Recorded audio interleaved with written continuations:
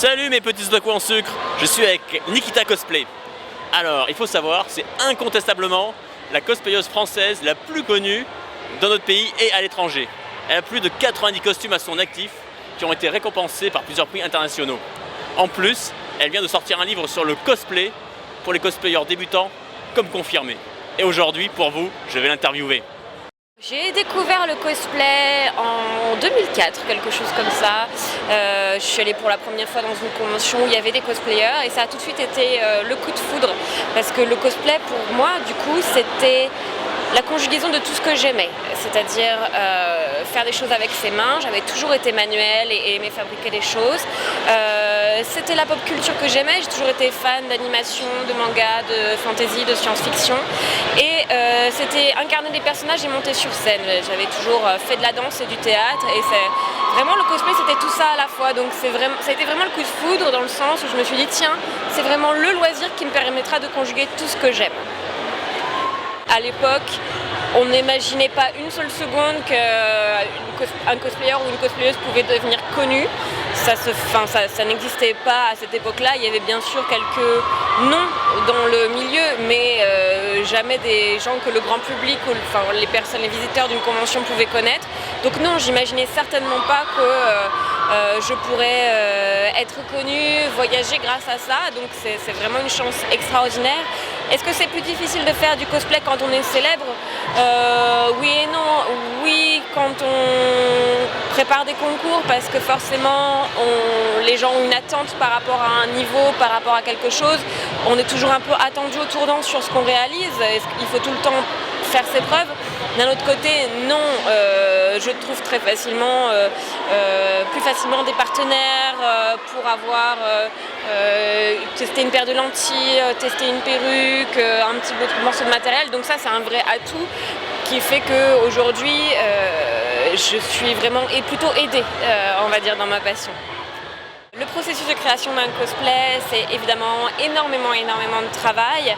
Ce que j'aime le plus, j'aime beaucoup coudre, mais il y a des étapes qui naturellement me plaisent beaucoup moins. Enfin, quand il s'agit de patronner ou de couper le tissu, tout simplement, ce sont des moments un peu stressants et qui ne sont pas hyper satisfaisants tout de suite artistiquement parlant, parce que dans la couture il y a beaucoup d'étapes où on n'est pas tout de suite dans le « waouh, c'est super », il faut commencer par des étapes un peu plus pénibles, ou encore par exemple quand on fait des accessoires et des armures, des étapes comme laisser sécher, poncer, voilà, ce sont des étapes un peu longues et un peu fastidieuses qui ne sont pas forcément les plus plaisantes. Mais après, tout le reste est tellement fascinant dans le cosplay, que ce soit la réalisation du costume, le porter, monter sur scène, faire des séances photos, que ça vaut le coup de passer par ces petits moments un peu moins drôles.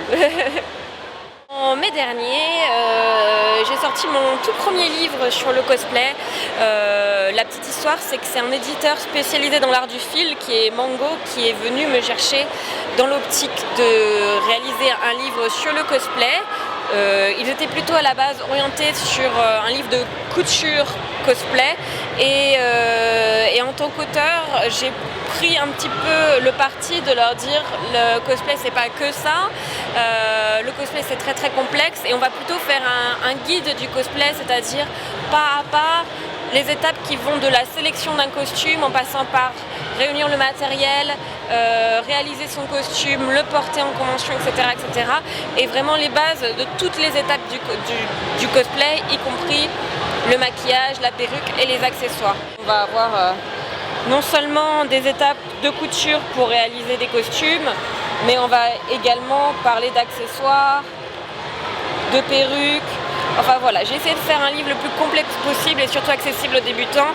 Et j'ai du coup intégré également 3 patrons à l'intérieur. C'était un gros travail, mais je suis super fière parce qu'aujourd'hui on me dit beaucoup que c'est une grande aide pour les débutants et c'est ma satisfaction principale. Alors la question du costume préféré, c'est quelque chose qu'on me demande très souvent, mais vraiment à quasiment toutes les interviews. Et ma réponse, c'est que la réponse change tout le temps. C'est-à-dire que quand on est artiste, on se remet tout le temps en question. On évolue artistiquement, on progresse. Donc le costume préféré d'il y a 6 mois n'est pas le même qu'aujourd'hui. J'ai pas du tout la même appréciation d'un costume que je viens de faire et d'un costume d'il y a 10 ans. il reste quand même deux, on va dire, univers phares. Le premier, ce sont toutes les princesses Disney que j'affectionne particulièrement, que j'aime réaliser, que j'aime porter. Et le deuxième, c'est mon cosplay de Marischka de Van Helsing, qui m'a permis de remporter le titre de championne de l'ECG avec mes partenaires CK et Anshela, et qui reste pour moi un de mes costumes les plus réussis. En manga, en animation japonaise, ça va être très difficile de choisir parce que j'ai un peu picoré cet univers sans vraiment... J'ai pas vraiment d'animé ou de manga préféré, même si j'en ai lu et vu beaucoup. Par contre, en jeu vidéo, je pense que je peux me déclarer officiellement fan absolu de Final Fantasy X. Et en film d'animation, bon, évidemment, tout le monde connaît mon amour pour Disney, mais mon grand préféré, c'est La Belle et la Bête. Je vous remercie pour cette super interview. Je vous dis à très bientôt sur ma page ou en convention. Et puis je vous fais des bisous à tous. Bye bye.